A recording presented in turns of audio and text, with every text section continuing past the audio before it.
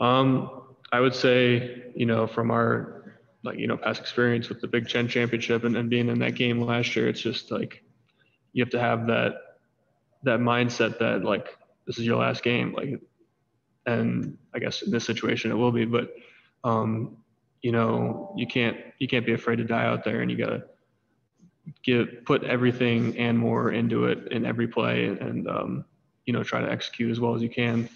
So I would say that mindset is really important. Next is Austin Ward. Austin. Luke, we know that from asking you guys 1,000 times that you and Jeremy don't care necessarily if you're heavily involved in the passing game every week, but certainly it was a bonus in the Sugar Bowl. Did you guys know going into it that was probably going to be the case, or is that still just a matter of getting into it and seeing what happens? No, that's really just how the game plan works out. I mean, as the game goes along, I mean, you get your opportunities in practice, and then just whether it's going to work out coverage-wise, where you're at in the game, what gets called. So, I mean, we couldn't be happier. I mean, I don't know what more we would want, dominating the blocking game, 3 touchdowns for the tight end unit. So it was great. Next is Zachary Braziller. Zach?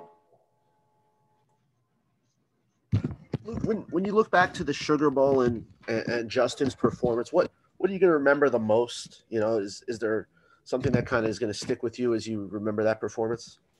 I mean, it's just perfect example of how tough that guy is. I mean, you take a hit like that and come back, I mean, pretty much right away and make some of the throws he made. It's just like you just stand there in awe of like the toughness and his ability to execute after taking a hit like that, and just the leadership it shows. It gets the rest of your offense and the rest of your team going when you see a guy do something like that. So yeah, just incredible toughness and super gutsy.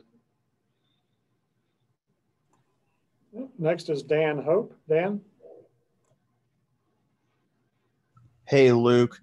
Being a guy who's a senior, just how special is this for you to have this opportunity to culminate your career by playing in a national championship game? I mean, it's the best. Wouldn't want to be anywhere else, to play my last game here. And that's the way I'm going to play it. I mean, we've been wanting to get this shot for as long as I've been here, and it's here. So now we just got to capitalize on it. And yeah, I couldn't be happier.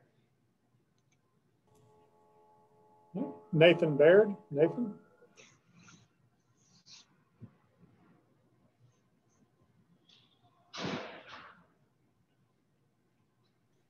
Sorry, I don't know how privy you are to like some of the things that Thayer Munford had to go through in order to even be able to play at Ohio State in the first place. Obviously, you're familiar with some of the things he's gone through since he's been there. I guess just what are you going to maybe take away or respect the most out of your time with him as a teammate? I would say I know what he went through, throughout his whole career from high school to here. And I think just the work ethic he has and not, never stepping back and trying to complain about anything. Just whatever happens, he takes it, moves on, see how he can get better from it. And that's every day. And yeah, I've never seen him complain about anything. So yeah, it's really respectable, and it's, something I aspire to be like as well, that he shows that every day.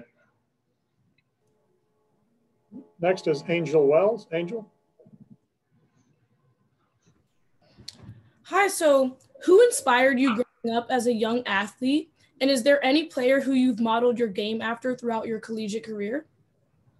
When I was really young, it was my brother, just older brother, just wanted to do whatever he did. So initially when I started playing football, it was because of him.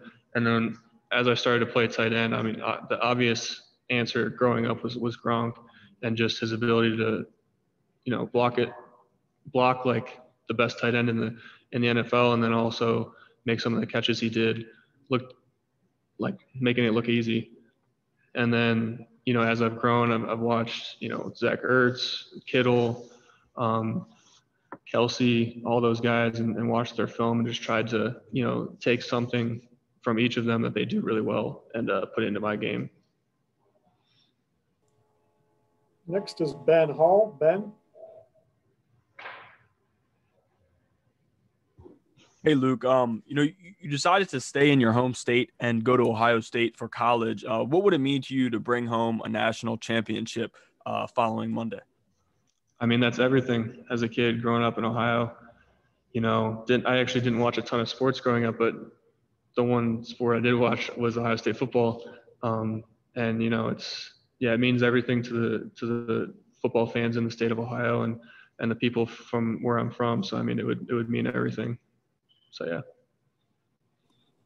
All right. Chris Heidel. Chris. Hi, Luke. Thanks for taking my question. Just talk about going down to Miami. What do you guys have to do down in Miami? Because this time of the year with the humidity might be an issue for you guys because up north, with the cold and also you're so used to be practicing in the cold. What do you guys got to do to keep yourself hydrated for that humidity down there in Miami?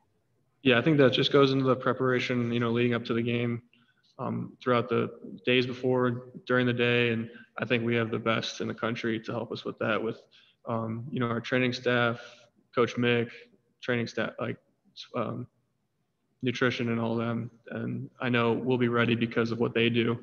And then, just continuing that throughout the game. All right, time for one more. We have Leo Johnson. Leo.